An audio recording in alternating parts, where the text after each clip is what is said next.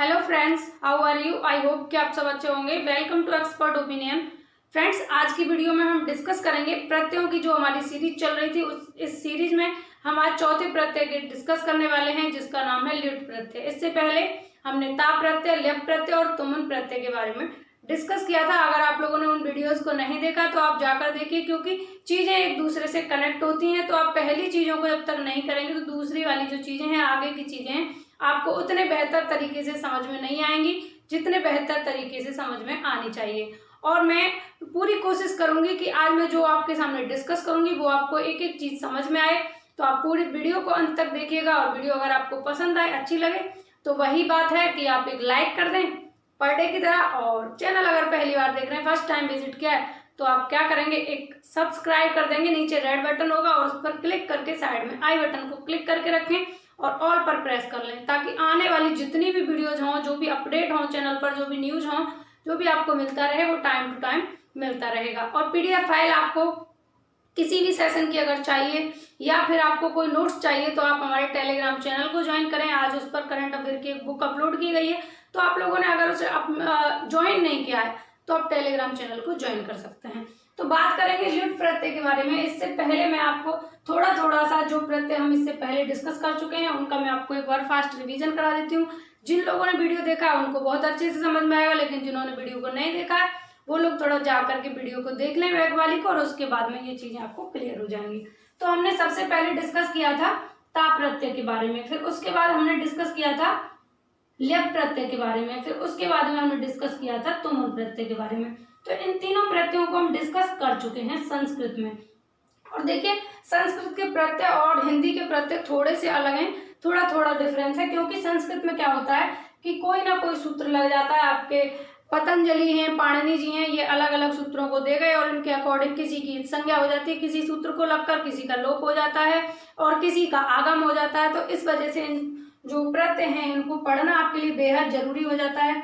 और कुछ लोग संस्कृत से घबराते भी हैं, बहुत ज्यादा घबरा जाते हैं कि यार ये लैंग्वेज बहुत टफ है, हम नहीं पढ़ेंगे। बट ऐसा कुछ नहीं है, कोई भी चीज इस दुनिया में टफ नहीं है और आपके अभ्यास से ज्यादा कुछ भी बड़ा नहीं है। आपने वो कहावत वो सुना होगा, एक मोरल बचपन से आप सुनते आ रहे हैं, करत करत अभ्यास के जड़मत होत सुजान, और रस्सी आवत जात के सिल पर पड़त निशान। तो जब आप अभ्यास करेंगे तो आपके अभ्यास से क्या होगा, कोई कितनी भी कठिन चीज हो वो आपके लिए इजी हो जाएगी। मान लीजिए कि अब संस्कृत को थोड़ा सा आप टफ मानते हैं, भागते हैं इससे, तो इससे भागिए मत। ये तो हमारी संस्कृति है, हमारी पहचान है, इसी से तो सभी भाषाओं का जन्म हुआ है। तो ये इतनी ज्यादा टफ नहीं है, बहुत इजी है, बस आपको चीजों को समझने की देरी है। जैसे जो लोग ये कहते हैं कि यार हम तो बस संस्कृत को इतना पढ़ लें कि बस हमारा एग्जाम क्लियर हो जाए, वहां तक ठीक है कि आप सिलेबस के अकॉर्डिंग चल रहे हैं, क्योंकि आपको सिलेक्शन पाना है। मैं आपसे ये नहीं कह रही कि अभी आप सारी चीजों को भर भर के पढ़ लीजिए, लेकिन कभी आपको अगर लाइफ में मौका मिले तो अपनी संस्कृत को जानने का प्रयास जरूर कीजिएगा, क्योंकि संस्कृत बहुत अच्छी लैंग्वेज है। और देखिए, अगर आप ये सोचते हैं कि आपको संस्कृत नहीं बनेगी, तो मैं आपको एक एग्जाम्पल दूं, बिल्कुल हमारे पास के एग्जाम्पल हैं, हमारे परिवेश से जुड़े हुए एग्जाम्पल हैं। जैसे कि आप अगर एक बहुत छोटे से मजदूर आदमी हैं मान लीजिए, तो क्या आप एक साथ अपनी बिल्डिंग को खड़ा कर सकते हैं? नहीं कर सकते। और आप अगर ऐसा करते हैं तो आप पे क्या होगा, कर्ज हो जाएगा बहुत सारा। तो आप क्या करेंगे कि जितना आप कमाएंगे उससे पहले एक रूम बनाएंगे, फिर धीरे धीरे आप कमाएंगे, फिर दूसरा रूम बनाएंगे, और इस तरीके से आप करते करते अपनी एक पूरी बिल्डिंग को खड़ा कर सकते हैं। मेरे कहने का मतलब सिर्फ इतना सा है कि संस्कृत अगर आपको टफ लगती है तो आप एक टॉपिक उठाइए एक दिन में और उसको पूरी तरह से कंप्लीट कीजिए, फिर दूसरा टॉपिक उठाइए, फिर उसे कंप्लीट कीजिए। मेरा आपसे वादा है कि आपको संस्कृत बहुत इजी लगने लगेगी। ऐसा कुछ नहीं लगेगा कि संस्कृत अब बहुत ज्यादा टफ है। तो चलिए आज की सीरीज में बात करेंगे ल्युट प्रत्यय की। तो मैं आपको आ जाते हैं पॉइंट पर थोड़ा सा बता देती हूँ कि जैसे ता प्रत्यय था, मैंने आपको बताया धातु के साथ जुड़ता है। और ता प्रत्यय में जो ये का है, इसकी एक सूत्र है लशक उदत्तिते, यहाँ पर मैं लिख देती हूँ। तो ये सूत्र जो है लशक तद्धिते, इस सूत्र से इस का की इत संज्ञा हो जाती है, यानी कि कहीं पर ला सा और क्या आ जाएगा, का। ये सभी चीजें जब आएंगी तो उनकी इत संज्ञा हो जाएगी, उनका लोप हो जाएगा। तो का यहाँ पर लोप हो जाता है इस सूत्र के आने से, और फिर हमारे पास सिर्फ ता बचता है। तो आप देखो, लिख में लगाएंगे तो लिखित्वा बनेगा, पा धातु में लगाएंगे पा प्लस ता प्रत्यय अगर लगाते हैं आप तो क्या बन जाएगा, पीत्वा बन जाएगा। ठीक है, ऐसे ही लिखित्वा, पीत्वा, हसित्वा, गमित्वा बहुत सारे आप बना सकते हैं। दूसरा है आपके पास ल्यप प्रत्यय। मैंने इसके लिए आपको एक ट्रिक बताई थी कि ल्यप प्रत्यय की पहचान करने के लिए आपको क्या जानना बेहद जरूरी है।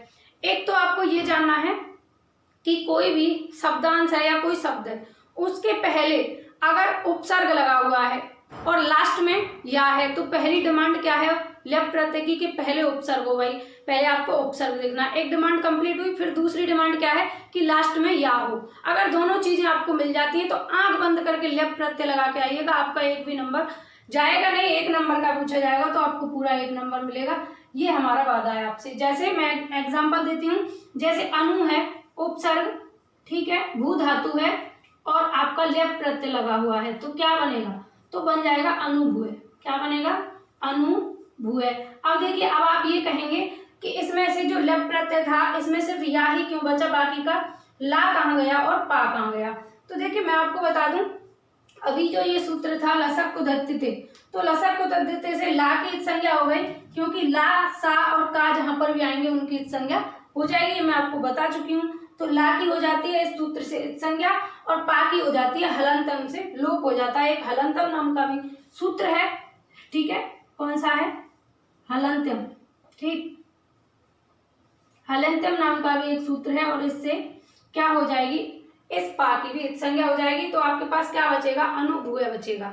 तो ये यहाँ पर ट्रिक है कि पहले उपसर्ग और लास्ट में क्या होना चाहिए, या, ये डिमांड है ल्यप प्रत्यय की।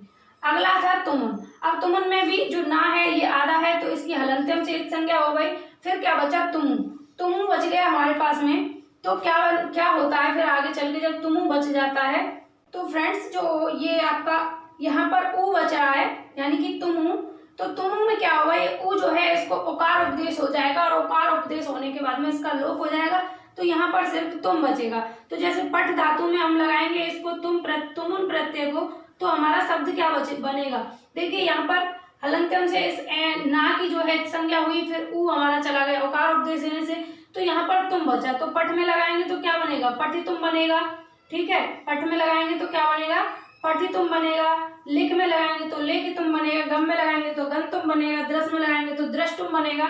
तो ये सारे हमारे प्रत्यय यहाँ पर क्लियर होते हैं जितने हमने पहले डिस्कस किए थे, और आप लास्ट वीडियो को देखेंगे तो आपको बहुत अच्छे से समझ में आएगा। यहाँ पर मैंने सिर्फ आपको रिवीजन बेस्ड कराया है, उनमें डिटेल में हमने चर्चा की है, तो आप उन वीडियो को देख सकते हैं। और फ्रेंड्स, आप किसी भी सब्जेक्ट को लें या फिर कोई भी टॉपिक लें, तो मैं आज आपको इतना कहना चाहती हूँ कि आप कोई भी चीज को तब टफ समझते हैं जब आप सीखना छोड़ देते हैं।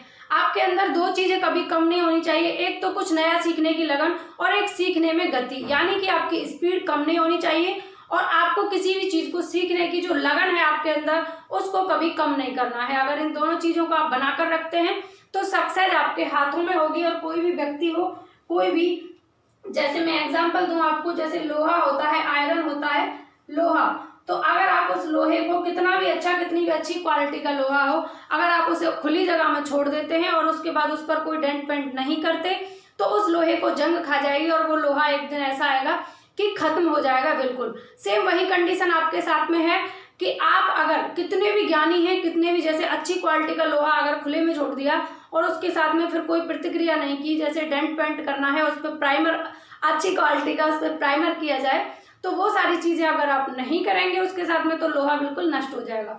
सेम अगर आप सीखना छोड़ देंगे, आप अगर सीखने की प्रक्रिया को जारी नहीं रखेंगे, और चाहे आप कितने भी ज्ञानी हो, आप सारी चीजों को धीरे धीरे भूलते जाएंगे। इसलिए 2 चीजें आपके अंदर होनी चाहिए, एक तो सीखने की लगन को कभी कम नहीं करो और एक सीखने की स्पीड को कम नहीं करो। जो स्पीड है उसको बनाए रखो, ऐसा ना हो कि आप बिल्कुल बीच में गुमसुम हो गए, ये भी चीजें नहीं होनी चाहिए। जिस तरह हम लोहे को डेली डेंट, अगर बीच बीच में हम उस पर डेंट पेंट कर देते हैं, ठीक है, डेंट पेंट करेंगे, अच्छे वाला प्राइमर करेंगे, तो क्या होगा, उस लोहे की उम्र जो है, उसका प्रभाव जो है बेहतर बनता चला जाएगा। वैसे ही आपको प्रतिदिन, लोहे पर तो हम बीच बीच में करते हैं, लेकिन आपको अपने आप में प्रतिदिन डेंट पेंट करना है। आपको प्रतिदिन अपने आप को पर डे एशियन पेंट से आप अपने आप को कलर कर डालिए। कलर का मतलब है कि आप सीखते रहिए, नई नई चीजों को सीखते रहिए, चेंज करते रहिए अपने आप में, तो आपके लिए कोई भी चीज टफ नहीं होगी, इजी रहेंगी सारी चीजें। अपने आप को कलर करते रहें, बढ़िया बनाते रहें, बेहतर करते रहें, लाइफ में कुछ ना कुछ नया सीखते रहें, पर डे कुछ नया सीखें, बहुत अच्छा रहेगा आपके लिए। और सीखने की बात यह है कि हम लाइफ टाइम सीखते हैं। कोई भी व्यक्ति अपने आप में कभी कंप्लीट नहीं होता। अगर कोई ये कहे कि मैं इस सब्जेक्ट में पारंगत हूँ, मैं भाई कंप्लीट हूँ, मुझे ये कंप्लीट आता है, तो ये कहना गलत होगा, क्योंकि हम जीवन भर सीखते हैं और किसी भी चीज में हम पारंगत कभी हो ही नहीं पाते। चीजें सीखने को रहती हैं हमेशा। ठीक है, अब बात करेंगे लुट प्रत्यय की। तो देखिए बहुत सारी बातें हुई, थोड़ा सा मोटिवेशन भी हुआ, कुछ चर्चा हुई। वो सारी चीजें करने के बाद में अब हम लुट प्रत्यय के बारे में आते हैं। हमने रिवाइज किया पिछली चीजों को। तो लुट प्रत्यय को देखिए, सबसे पहली बात इससे बनने वाला क्वेश्चन मैं आपको बता दूं। तो इससे सबसे पहला क्वेश्चन आपको बन सकता है कि कौन सा प्रत्यय ऐसा है जो नपुंसक लिंग में प्रयोग होता है, या किस प्रत्यय में नपुंसक लिंग होता है। आपसे कैसे भी घुमा फिरा कर पूछे तो सिर्फ एक चीज ध्यान रखनी है कि जो लुट प्रत्यय है वो उसके जो बने हुए शब्द होते हैं वो नपुंसक होते हैं। ठीक है, तो यहाँ पर एक सूत्र है, देखिए नपुंसके भावे ता लुट चा, ये सूत्र है और इस सूत्र से होता है लुट प्रत्यय। दूसरा क्वेश्चन शुरुआती कि लुट प्रत्यय करने वाला सूत्र कौन सा है, तो आपको ध्यान रखना है नपुंसके भावे ता लुट चा, तो ये सूत्र है लुट प्रत्यय करने वाला। आगे बढ़ेंगे, भाववाचक अर्थ में नपुंसक अर्थ में लुट प्रत्यय होता है। वही बात है कि जो लुट प्रत्यय है आपका, एक बार मार्कर चिन्ह कर लेते हैं हम। तो ये जो आपका लुट प्रत्यय है, इसमें क्या होगा, ये जितने भी इसके बने हुए शब्द होंगे वो भाववाचक अर्थ में नपुंसक होंगे। आगे है लुट प्रत्यय से बने शब्द नपुंसक लिंग में ही होते हैं। वही बात हुई मैंने जो आपको बताया कि लुट प्रत्यय से जितने भी शब्द बनेंगे वो नपुंसक लिंग में होंगे। ये बात आपको ध्यान रखनी है, मेन इंपॉर्टेंट है। अगर आपसे लुट प्रत्यय में एग्जाम्पल देकर नहीं पूछा जाए तो ये जरूर पूछ लेता है कि कौन सा जो है आपका स्त्रीलिंग में प्रयोग होगा। जैसे तिन प्रत्यय है, मैं आपको तिन प्रत्यय के बारे में बताऊं तो ये जो तिन प्रत्यय आपको दिखाई दे रहा है, ये जो तिन प्रत्यय है ये हमेशा स्त्रीलिंग में यूज होता है। किसमें यूज होगा, स्त्रीलिंग में यूज होगा। वैसे ही हमेशा लुट प्रत्यय नपुंसक लिंग में यूज होगा। इससे बने हुए शब्द जो होंगे वो सभी क्या होंगे, नपुंसक लिंग में ही होंगे। आगे जैसे एग्जाम्पल मैं लेकर आई हूँ, पठनम है, लेखनम है, दानम है, ये सभी एग्जाम्पल्स हैं। और आगे अभी बताऊंगी मैं आपको कि ये पठ में नम, ये जो लुट प्रत्यय लगा तो पठनम कैसे हुआ, लेख में लुट प्रत्यय लगा तो लेखनम कैसे हुआ, दा में लुट प्रत्यय लगा दानम कैसे हुआ, ये सारी बातें अभी बताएंगे। तो लुट प्रत्यय के ला और टा की संज्ञा होकर लोप हो जाता है तो यू शेष बचता है और यू को युकार ना को सूत्र से अनादेश हो जाता है। तो यू का जो है युकार ना को एक सूत्र है, उससे क्या हो जाता है, अनादेश हो जाता है। अब समझने वाली बात यह है कि ये अन कैसे आया और ये यू कैसे आया, आखिर हुआ क्या, लुट का हमारे पास में अन कैसे हुआ, यू कैसे हुआ, इन सारी चीजों को समझने की बात है। और मेन यही बात है, इसमें समझने की ज्यादा कोई बड़ी चीज नहीं है। तो देखिए यहाँ पर लुट प्रत्यय मैंने आपको लिख दिया, ठीक है। मैंने आपको बताया सूत्र हलंत्यम, एक सूत्र आपको हलंत्यम याद रखना है, हलंत्यम, ठीक है। ये जो हलंत्यम सूत्र है इसको ध्यान रखेंगे। इससे कोई भी शब्दांश जो होगा, कोई भी प्रत्यय होगा, किसी भी वर्ड के पीछे अगर आपको आधा वर्ड दिखता है, यानी कि हलंत वाला आपको अगर शब्द दिखता है, ठीक है, हलंत वाला आपको वर्ड दिखता है जिसमें आ नहीं होगा, हलंत का मतलब क्या हुआ, माँ धन आ, यानी कि आधा माँ है तब पूरा माँ बनेगा। अगर इसमें आ नहीं है तो यहाँ पर हम क्या करेंगे, हलंत को लगा देंगे। तो ये जो माँ है इसमें आ नहीं है, ठीक है, स्वर रहित है ये, यानी कि व्यंजन है। तो अब देखिए माँ में हलंत लगा हुआ है तो इसमें सॉरी टा में हलंत लगा हुआ है, तो इस टा की हलंतम सूत्र से एक संज्ञा हो जाएगी और इसका लोप हो जाएगा। फिर क्या बचेगा हमारे पास, ल्यू, क्या बचा, ल्यू। अब देखिए मैंने एक आपको सूत्र बताया था अभी अभी जिसके बारे में मैंने चर्चा की, सॉरी, लसक को तद्धिति, है ना, लसक को तद्धिति, ये सूत्र मैंने आपको बताया था। इससे क्या होगा, इससे होगा क्या, इससे ही होगा कि जब किसी भी प्रत्यय में पहले ला आएगा, सा आएगा, का आएगा, यानी कु आएगा, तो इनकी क्या हो जाएगी, इस लसक को तद्धिति सूत्र से इत संज्ञा हो जाएगी। तो इस ला की भी क्या हो गई हमारे पास, इत संज्ञा हो गई और लोप हो गया। अब क्या बचा हमारे पास, यू बचा, और यू को युकार ना को सूत्र से अनादेश हो जाता है। तो ये जो यू है इसका भी एक सूत्र है युकार ना को। अब इस सूत्र से क्या हुआ, इस सूत्र से इसको अनादेश हुआ, इस यू का क्या बन गया, अन बन गया। अब हमारे पास देखिए अन बचा है, तो ये समझने वाली बात है कि कहीं आपको ल्युट प्रत्यय पूछा जाए और वहां पर एग्जाम्पल के थ्रू पूछा जाए कि पठनम में कौन सा प्रत्यय है, तो आप कर आएंगे अनम है साहब। ठीक है, तो आपको ध्यान रखना है कि यहाँ पर ल्युट प्रत्यय है, ये चीजें समझने की हैं। तो यहाँ तक की बात हुई। अगर आपको स्क्रीनशॉट लेना है तो आप स्क्रीनशॉट ले लें, बाकी का मैं इनको इरेज कर देती हूँ। तो देखिए आगे चले। अब सारी कहानी खत्म होने के बाद में हमारे पास अनशेष बचा। क्या शेष बचा? अनशेष बचा। ठीक, अब अनशेष बचा तो क्या होता है, देखिए जैसे पठ, पठ में ल्युट प्रत्यय हमने लगा दिया। अब ल्युट का मतलब क्या था हमारे पास? अन। ल्युट का मतलब अन, आपको इतना ध्यान रखना है, ल्युट का मतलब क्या है? अन है। ठीक है, तो पठ में लग जाएगा अन तो क्या बनेगा? पठनम। लेख में लग जाएगा, लेख में लग जाएगा तो क्या बनेगा? लेखनम। ठीक है, इस तरीके से आप दा में लगेगा दानम, ज्ञा में लगेगा ज्ञानम, इस तरीके से आप शब्दों को बना सकते हैं प्रत्यय के थ्रू अलग अलग। और प्रत्येक माध्यम होते हैं अलग अलग शब्दों से एक नए शब्द को जन्म देने वाले। जैसे समास से हम नए शब्दों को जन्म दे सकते हैं, हम संधि से नए नए शब्दों को जन्म दे सकते हैं, हम किससे उपसर्ग से नए शब्दों को जन्म दे सकते हैं। ठीक है, उपसर्ग से नए शब्दों को जन्म दे सकते हैं, हम प्रत्यय से नए जो है शब्दों को जन्म दे सकते हैं। जैसे अभी प्रत्यय से हम दे रहे हैं नए शब्दों को। पठ एक अलग धातु है और आपका ल्युट प्रत्यय लगा हुआ है तो पठनम बन रहा है। जैसे समास से हम बना लेते हैं, जैसे दही है, दही एक अलग शब्द है, आपको पता है कि दही खाने पीने की चीज है। और बड़ा एक शब्द होता है। ठीक है, बड़ा क्या होता है? एक शब्द। बड़े का मतलब बड़ा हो, जो हमसे बड़ा हो, विशाल हो, तो उसको क्या कहेंगे? बड़ा। लेकिन जब दही और बड़ा के बीच में इस तरीके से आप लगा देंगे तो ये क्या बन गया? दही बड़ा। तो ये एक समास बन गया और समास से एक नए शब्द का जन्म हुआ, दही बड़ा। दही बड़ा का मतलब है दही में डूबा हुआ बड़ा। वैसे ही हम संधि से नए शब्द बना सकते हैं। जैसे मान लीजिए यहाँ पर आ है, आ एक शब्द है और एक शब्द है जीवन। ठीक है, तो ये क्या बन जाएगा? आजीवन बन जाएगा। अब आ और जीवन अलग अलग शब्द थे, लेकिन इन दोनों को मिलने से संधि, जब निकटवर्ती वर्णों का जब मिलाप हुआ, निकटवर्ती वर्ण जब सवर्ण हुए या फिर उनका निकटवर्ती संबंध हुआ, तो उनका एक नया शब्द बना आजीवन। वैसे हम उपसर्ग से भी बना सकते हैं। जैसे देखिए उपसर्ग से हम कैसे बना सकते हैं? जैसे एक शब्द है दिन, और दिन के आगे अगर हमने उपसर्ग लगा दिया प्रति, तो ये क्या बन गया? प्रतिदिन बन गया। ठीक है, प्रतिदिन। तो हम उपसर्गों से भी नए शब्दों को जन्म दे सकते हैं। वैसे ही हम प्रत्ययों से भी नए शब्दों को जन्म दे रहे हैं। जैसे कि अभी संस्कृत की बात तो मैं आपको बताऊं तो फिर इसमें थोड़ा सा आप उलझ जाएंगे, क्योंकि इसमें लोप होने वाली जो चीजें हैं वो होती हैं। तो जैसे प्रत्यय कोई भी हमें लगाना, जैसे बड़ा है ना, और इसमें ई प्रत्यय लग गया तो क्या बन गया? बड़ाई। ठीक है, जैसे पढ़, और पढ़ में ई प्रत्यय लग गया तो क्या बन गया? आई, सॉरी, हाँ, पढ़ में अगर आई प्रत्यय लग गया तो क्या बन गया? पढ़ाई। तो अलग शब्द बन गया।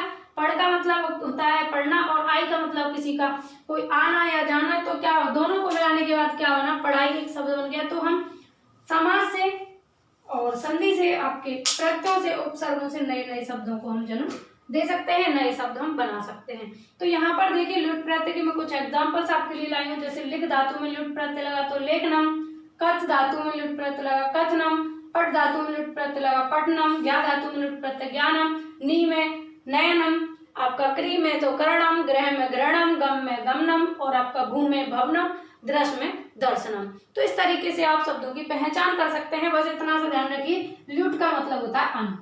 ल्युट का मतलब क्या होगा? अन होगा। जैसे मैंने आपको लेप की पहचान बताई थी कि लेप का मतलब होता है उपसर्ग हो आगे और पीछे लास्ट में क्या हो? या हो। तो इससे आप इजीली पहचान कर सकते हैं लेप प्रत्यय की। वैसे ही आप ल्युट प्रत्यय के लिए याद रखेंगे कि ल्युट का मतलब हो गया अन, तो आपके लिए बहुत इजी हो जाएगा। और अगर आपको ये सारी चीजें भी अगर अच्छे से समझ में आती है, तो आपको अगर कोई डिफाइन करने के लिए भी कहेगा तो आप इजीली कर देंगे। क्योंकि पढ़ो ऐसे कि आप पढ़ा सको। मेरा उद्देश्य ये है कि आप पढ़ो ऐसे, पढ़ा सको। जब आपने यहाँ पर ल्युट प्रत्यय को पढ़ा, इसकी चीजों को एक एक को समझो, ध्यान से पढ़ो, यहाँ पर आप प्रेजेंट रहो, जो भी आप मैं कह रही हूँ उसको दोहराते जाओ। जैसे कोई सूत्र है, उसको अगर आप पहली बार सुन रहे हैं और आप मेरे साथ दोहरा रहे हैं उस चीज को, तो फिर वो आपकी आदत बन जाएगी, और आदत जब किसी चीज़ की बन जाती है तो वो हमें ईजी लगने लगता है। ठीक है, तो आई होप कि आपको ल्युट प्रत्यय समझ में आया होगा, और फिर भी इससे रिलेटेड आपका कोई क्वेश्चन हो, कोई क्वेरी हो, तो आप मुझे कमेंट करके बता सकते हैं।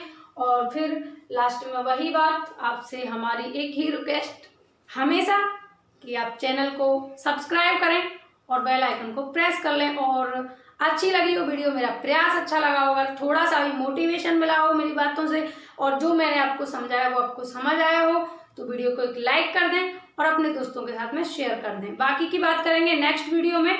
इस वीडियो में बस इतना ही। Take care, Radhe Radhe.